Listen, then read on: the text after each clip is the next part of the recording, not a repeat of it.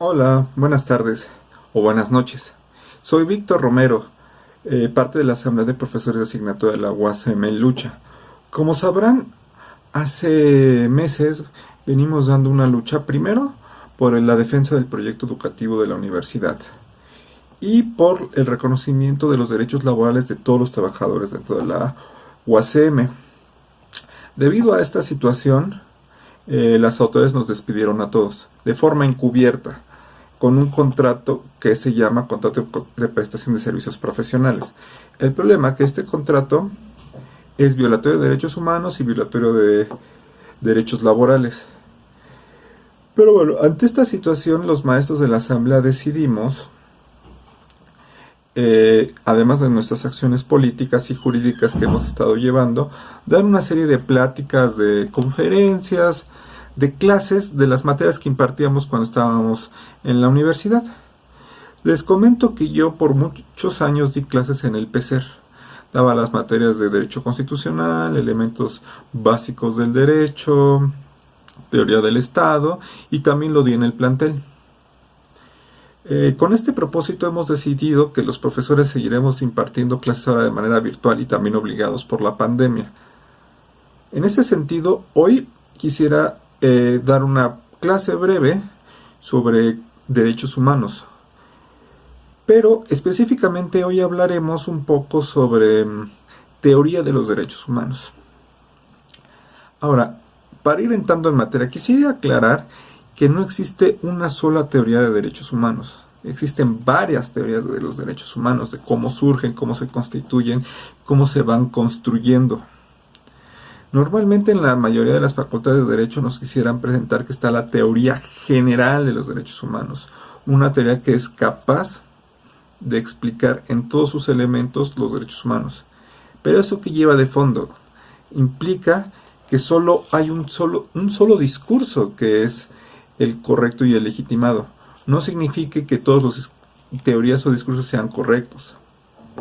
Lo que significa es que normalmente solo nos presentan como uno como correcto.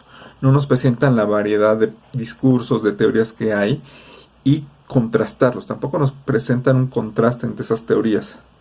Entonces hacen pensar a la mayoría de los estudiantes, y eso evidentemente me pasó a mí, que solo existe uno. Y no, existen diversas construcciones de los derechos humanos, de sus conceptos como práctica histórica, como contradicción, que en algún momento hay que contrastar y medir con la realidad. Bueno, a partir de esto, yo les voy a tratar de presentar una de las teorías que creo que es la que mejor funciona y explica lo que nos está tocando vivir hoy, 2020, ante un contexto de crisis, de pandemias, de guerras, de violaciones masivas de derechos humanos. En este sentido, quisiera recordar, y para ir abriendo ya ahora sí el tema, que los derechos humanos son un rasgo, son algo característica de lo que se llama la modernidad. Pero antes de querer hablar de lo que es derechos humanos, tendríamos que dar, me parece, algunas ideas, algunos rasgos muy generales de lo que es la modernidad o que vamos a entender por modernidad. Recordemos que en una clasificación historiográfica más o menos tradicional, pero que es muy útil para nuestros propósitos, es que si se divide la historia humana, al menos la historia desde Occidente, en Edad Antigua, en Edad Media y en la modernidad. Pero ¿qué significa esto de la modernidad? No es solo una cuestión cronológica, o sea, no es que alguien en cierto momento marcara de forma meramente arbitraria, que aquí acaba la antigüedad, aquí la Edad Media, y después empieza la modernidad. Nosotros tomaremos más bien la clasificación que viene desde la teoría de Marx, que dice, bueno, realmente la Edad Antigua se caracteriza por ser una época de esclavismo, es decir, una forma de producción esclavista. Después de la edad esclavista, de forma muy esquemática, viene una forma de producción feudal. Recordemos que los feudales eran unidades territoriales, pero también políticas, relativamente o bastante autónomas entre una y otras. En esas unidades administrativas y espaciales también era una unidad en sí misma productiva. Esta unidad productiva era por lo general autosuficientes, es decir, podían producir lo que necesitaban para consumir. ¿Existía el comercio? Sí. Ojo, estoy hablando en la etapa, en el territorio de lo que sería Europa, y sobre todo la parte más occidental de Europa, Europa central, que esto en parte excluye curiosamente España, pero en fin, de esa parte estamos ahorita platicando. Entonces, esas unidades son autosuficientes en su producción material, es decir, consumen lo que ellos mismos producen. El comercio es muy limitado. El comercio es muy limitado en este, entonces el intercambio entre las diferentes comunidades también es bastante corto. No hay un intercambio rico como nosotros lo entendemos hoy en día, no solo de mercancías, sino de movimiento de personas. Y también estas unidades son unidades político-administrativas autónomas completamente, es decir, cada uno de los feudos tiene sus propias normas, tiene sus propios órdenes, tienen sus propios impuestos. El único factor que es más o menos de unidad es la religión. En ese momento histórico determinado, es decir, más o menos desde la caída del Imperio Romano Occidental y hasta 1450 y tantos para algunos, 1492 para otros, XYZ, la única institución realmente unificada que tenía un discurso propio y para toda Europa en general era la Iglesia Católica, que se autodenominaba como el eje espiritual de Dios en la tierra. Entonces toda Europa estaba en feudos, pero espiritualmente, religiosamente, sí existía esta unidad. Pero ¿esto qué implicaba? Implicaba que había una lectura,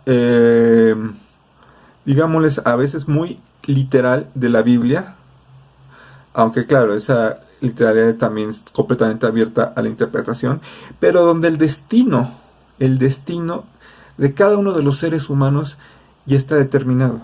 Dios, la figura de un Dios, un ente superior a nosotros, ya tiene dibujado cada uno de nuestros destinos.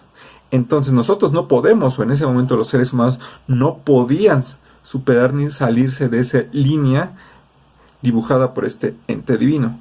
Lo mejor que se podía hacer era, como un buen actor, interpretar de la mejor manera nuestro papel. El guión ya estaba escrito. El guión era inmodificable. Ahora de lo que se trataba es que ese actor, o sea, cada uno de los sujetos, ojo, la idea de individuo como nosotros la conocemos no existía. Cada uno de los sujetos tiene que actuar de la mejor manera. O sea, tiene que actuar y llevar su papel muy bien y hasta el final. Entonces, en este mundo medieval europeo occidental, el centro es este Dios judío-cristiano, que en parte, al menos en la primera etapa de la Edad Media, no recupera la tradición griega, que era la dominante en la antigüedad. Es una cuestión bastante dogmática en el sentido religioso. Hay ciertos dogmas y a partir de ahí se tiene que entender la vida y no hay otra forma. Pero resulta que en el proceso histórico, este sistema productivo llamado feudalismo empieza a desgastarse. Empieza a desgastarse y es incapaz de mantener una cohesión social. Esto también trae sus consecuencias políticas. Alguna de ellas, no las mencionaremos, pero es la reforma protestante, que ella impone una nueva forma de entender a Dios, de una nueva forma de entender al mundo. Esa es la parte espiritual.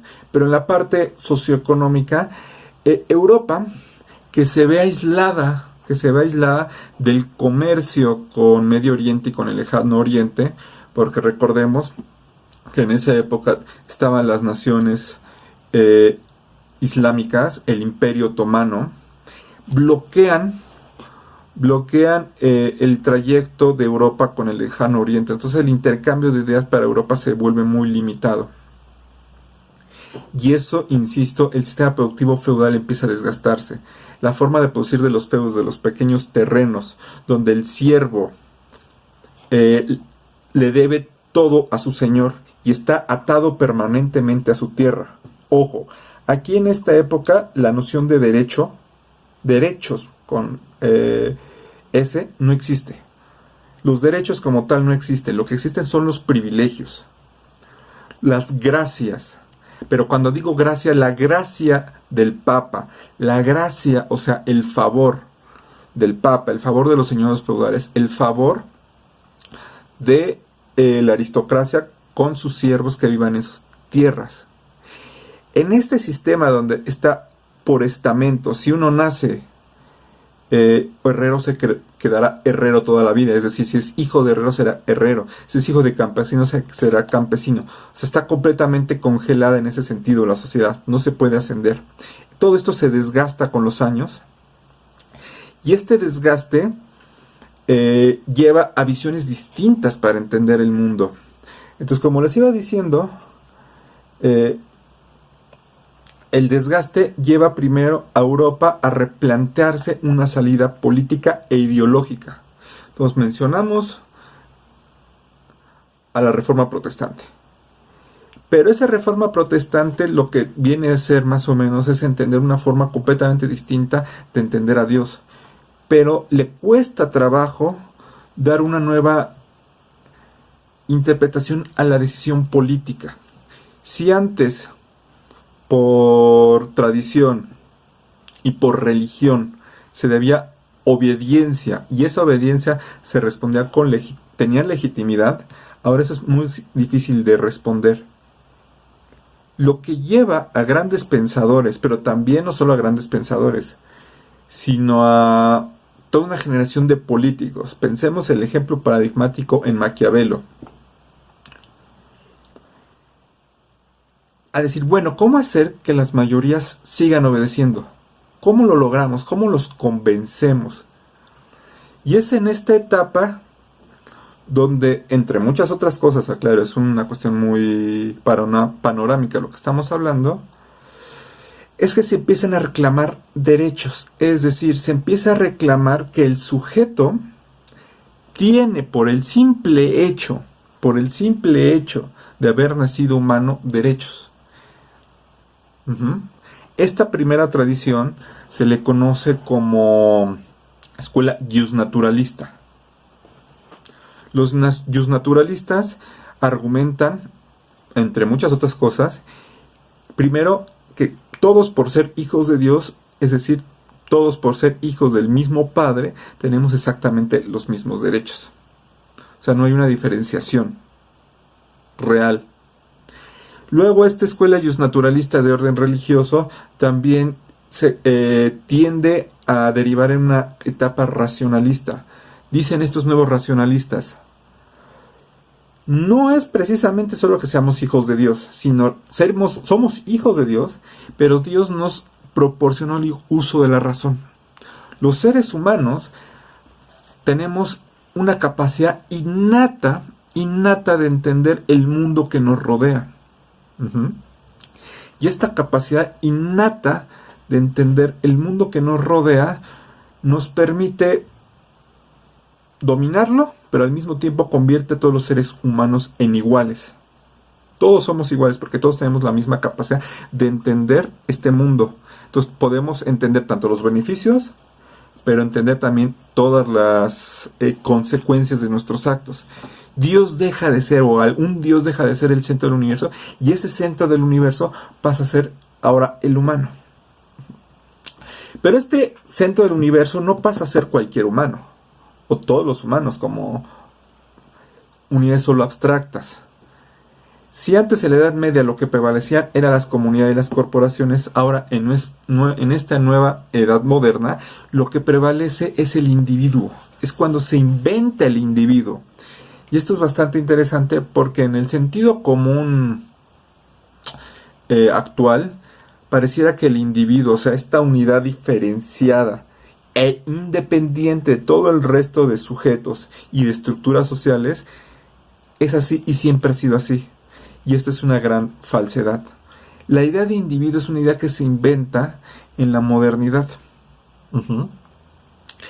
Este individuo, que se diferencia tanto de sus congéneres, pero también se diferencia, ojo, de las estructuras sociales, es decir, el individuo no lo hace ser esclavo en un sistema esclavista, en un sistema feudalista, no, el individuo es individuo porque nace individuo.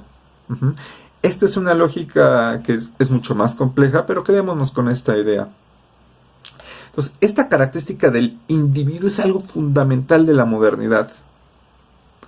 Pero además, este individuo adquiere la conciencia de que es dueño de su propio destino.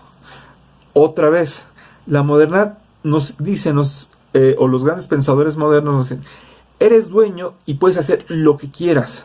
Si hoy naciste herrero, mañana puedes ser rey. Recuerden lo que habíamos dicho. En la etapa medieval, si se nacía en un estamento, se quedaba en ese estamento y no se podía. No solo ideológicamente alguien estaba acostumbrado o preparado para quedarse en ese estamento, sino socialmente el hijo del herrero siempre se le iba a cerrar la puerta para subir a un testamento superior. La modernidad dice, no, ese sujeto se construye a sí mismo y construye su futuro y puede ser lo que él quiera. Ojo, aquí la modernidad vuelve a ser una pequeña trampa, porque es que tú puedes ser lo que quieras, sí, pero si yo nací herrero no solo es una cuestión ideológica, sino solo tengo condiciones materiales para ser herrero. Quiero ser rey, pero ser rey no significa solo que yo quiera ser rey, necesito toda una estructura política, económica y social para ser rey, para ser presidente. Y esa es la parte a veces que algunos de los pensadores ilustrados no problematizan realmente. Puedes ser lo que quieras, ok, nadie te lo impide, pero de que llegues a hacerlo es otra cosa. Esa es una de las características tanto políticas e ideológicas de la modernidad, pero otra de las características principalísimas de la modernidad es la cuestión técnica. Y aquí es cuando la modernidad y el capitalismo van completamente de la mano. Pero no solo van de las manos, sino que son una sola mano. ¿Por qué? Porque en la modernidad se idolatra la idea matemática del mundo.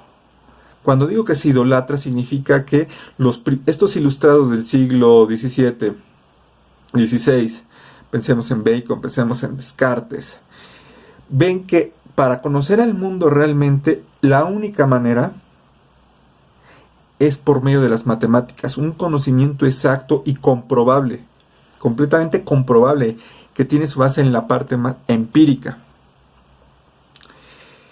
Pero en el capitalismo, esta nueva forma de producción y acomodo, reconfiguración de la sociedad humana, de la civilización, esta es una cuestión fundamental, porque el cálculo y la técnica permiten la acumulación. El poder contar, por ejemplo, el poder contar el universo, el poder calcular la distancia y estrellas, implica necesariamente un sentido de acumulación. El acumular nos da un sentido de que corre el tiempo. Entonces, siguiendo esta misma línea de pensamiento, la técnica que permite la acumulación es también fundamental para la modernidad, porque permite una reconstrucción total. Si antes en la Edad Antigua y en la Edad Media, el feudalismo, la cuestión de la supervivencia, de la escasez era permanente, escasez de medios de vida, en la modernidad se empieza a dar un fenómeno exactamente contrario, que es bien interesante. Ya el problema no es la escasez, o no solo la escasez, el problema es la sobreproducción. Se tiene demasiada comercio, demasiadas mercancías, demasiada civilización. Esto es interesante porque también el sentido numérico iguala a los sujetos. Si antes el rey era cualitativamente distinto, en la modernidad el rey en su sentido cuantitativo es exactamente igual a todos los demás individuos. Antes el rey era impensable que solo fuera cuantitativamente. Pues no, ¿cómo es posible? El rey tiene que ser diferente. Ahora en la época moderna, no. El rey es exactamente igual. Y es exactamente igual tiende a acabar con la desigualdad. Es decir, el rey ya no tiene nada de especial. Entonces los procesos políticos los empiezan a desconocer. Es en esta época, y entrando un poco a lo jurídico, cuando se da uno de los grandes,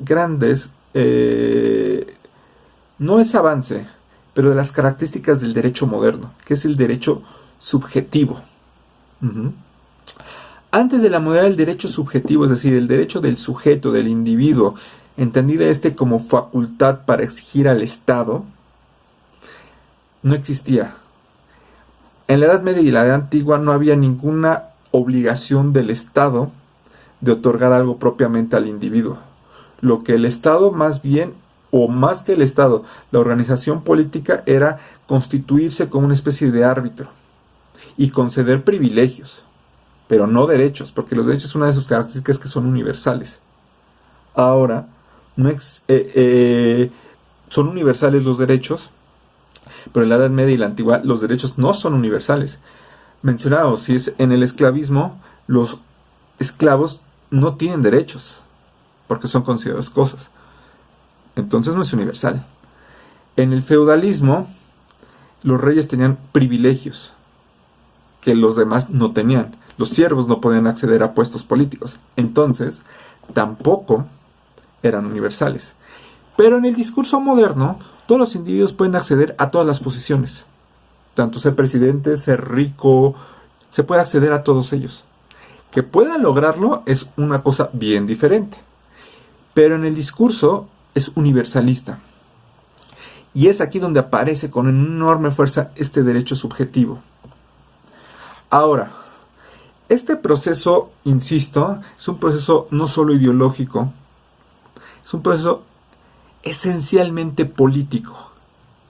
Hay un proceso que vamos a denominar positivización y revolución. En el proceso de positivización y revolución, a grandes rasgos, porque también, insisto, es un tema que después habrá que analizar con más detenimiento, es que se da lo que se conocen como revoluciones burguesas. La burguesía se constituye como clase al convertirse en los dueños de los medios de producción. Es decir, la burguesía, una clase social, unos seres humanos, son dueños de los barcos, son dueños de las fábricas, son dueños de los enormes campos, y en ellos explotan a la fuerza de trabajo. O sea, en esos barcos, en esas fábricas, en esos campos, hay personas que no son dueños de nada de eso y que lo único que tienen es su fuerza física e intelectual. Y como son lo único que tienen, se tienen que ir a contratar. Se tienen que ir a contratar con los que sí tienen los medios de producción, un barco, para pagarles un sueldo y ellos, que reciben ese sueldo, poder reproducir y seguir viviendo. O sea, para seguir reproduciéndose su vida, no solo biológica, sino intelectual, espiritual. O sea, es decir, hacer lo que les guste, reproducir sus fiestas religiosas, alimentar a su familia. Entonces, la burguesía, que son los dueños de los medios de producción, son los que tienen la plata, tienen el dinero, tienen los recursos, pero no son dueños de la dirección política. Decíamos que en el feudalismo había señores feudales, había reyes. En esta época moderna son todavía la aristocracia, condes, nobles, vizcondes, qué sé yo, los que dirigen el Estado, los que tienen los puestos de secretarios, de ministros, de embajadores. Esta aristocracia, si bien tiene la dirección política, ya no tiene el poder económico, entonces se ve obligada a pedirle dinero a la burguesía para poder, primero, reproducir su vida lujosa, pero también para dirigir el Estado. Como un ejemplo, los reyes de Francia, durante la independencia de Estados Unidos, le pidieron dinero a la burguesía francesa. Entonces, con ese dinero, armaron una flota y apoyaron a los independentistas estadounidenses. Claro, eso después derivó en una terrible crisis que a la postre concluiría con la Revolución Francesa. Entonces, la burguesía tiene ese poder económico, pero ahora quiere el poder político. En principio quiere compartir el poder político con la aristocracia, pero la aristocracia se niega. Entonces la burguesía ve que no hay otra salida que destronar a los aristócratas, es decir, derrocarlos del poder. Pero por sí solos no es posible. O sea, no les es posible armar un ejército, convencer a las masas de que el mundo social hay que cambiarlo y que ahora ellos como burgueses deben dirigirlo. Entonces, tienen que idear un nuevo discurso, una nueva ideología para convencer a las mayorías. Y es cuando dicen, bueno, realmente todos los seres humanos somos iguales. ¿Por qué? Porque todos nacemos con los mismos derechos. Recurren a ese justnaturalismo que les había platicado. Recurren a ese justnaturalismo para decir, todos somos iguales, todos somos individuos y todos somos libres. Todos. Claro, durante la Revolución Francesa, la mayoría de los revolucionarios franceses no quisieron conceder la libertad a los esclavos de Haití. Pero bueno, esa es otra historia. Entonces, para convencer a las mayorías tienen que desplegar este enorme discurso, justificar que los seres humanos somos iguales.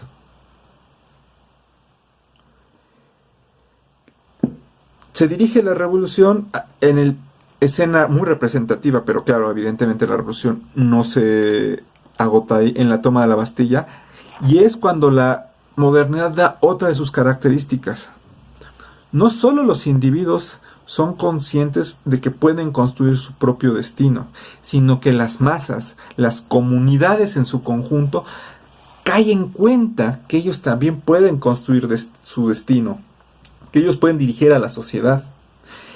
Pero esas masas se apropian y reciben también de parte de la burguesía el discurso de los derechos universales. Y esto tiene sus máximos exponentes positivos, es decir, cuando me refiero a lo positivo en derecho, me refiero a documentos estatales donde se aceptan derechos, y tenemos los 4 derechos básicos de la burguesía, que es la libertad, la igualdad, la propiedad y la seguridad. La seguridad, entiéndase, más bien como un sentido policíaco, de una fuerza represiva que se va a asegurar de que los otros 3 derechos se vayan a cumplir. Entonces, este proceso de revolución y positivización es a grandes rasgos esto.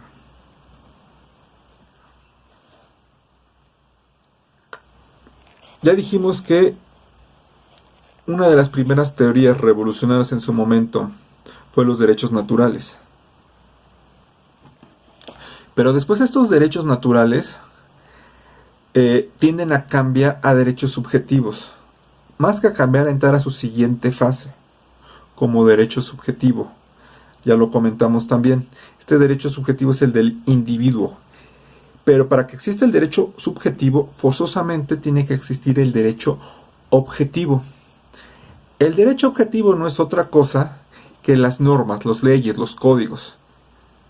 La Constitución mexicana es derecho objetivo, y en ese derecho objetivo vienen contenidos los derechos subjetivos. Aquí hay una diferenciación muy interesante. Los derechos humanos en su sentido más genérico son todas aquellas aspiraciones de los individuos o de las comunidades por tener una vida buena. Por eso, en algunos países, los derechos humanos pueden ser el derecho humano al Internet, como en algunos países de Escandinavia, o el derecho humano a la vida, que eso es uno mucho más generalizado. La diferencia está en que esos derechos humanos, unos están positivizados, es decir, incluidos en normas, y por estar incluidos en normas, por ende, se les puede reclamar al Estado. Otros derechos humanos no están incluidos en normas. Se les considera derechos humanos porque hay comunidad que los considera derechos humanos, pero al no estar incluido en una norma, no se les puede reclamar al Estado. Cuando en la técnica jurídica se incluye un derecho subjetivo, un derecho humano a una norma estatal, y que aparte tiene una garantía, es decir, mecanismos para exigir su cumplimiento, ya entramos a la fase de que se les conoce como derechos fundamentales. Entonces ya hemos visto eh, tres formas de ir entendiendo y tres etapas de ir entendiendo los derechos humanos. Como derechos naturales, claro, esto viene desde la teoría positivista. La teoría justnaturalista. La teoría positivista diría, no, los únicos derechos son los reconocidos en los documentos estatales. Entonces ya tenemos estos derechos naturales, tenemos los derechos subjetivos y tenemos estos derechos fundamentales. Si bien son partes que se les podría considerar constitutivo de los derechos humanos, no son los únicos. Incluso en la discusión de derechos humanos, hay muchos que consideran que los derechos naturales no necesariamente son derechos humanos. Uh-huh. Hay algunos que dicen, bueno, los derechos fundamentales está muy bien que se les considere derechos humanos, pero a veces uno de esos derechos fundamentales no debería ser considerado derecho humano. Y ustedes dirán, ah, caray, ¿cómo es eso? Efectivamente hay gente, en los cuales me incluyo, que se critica mucho que la propiedad sea considerado derecho humano, derecho fundamental. Si bien más o menos está estudiado que la propiedad no tiene características de derechos humanos, que después explicaremos. Al final está protegida por la normatividad, tiene mecanismos, garantías para que se cumpla. Entonces la propiedad muchas veces tiene más protección que el derecho humano al agua, por ejemplo, que el derecho a la salud. Con estas breves reflexiones es que quisiera ir introduciendo al tema de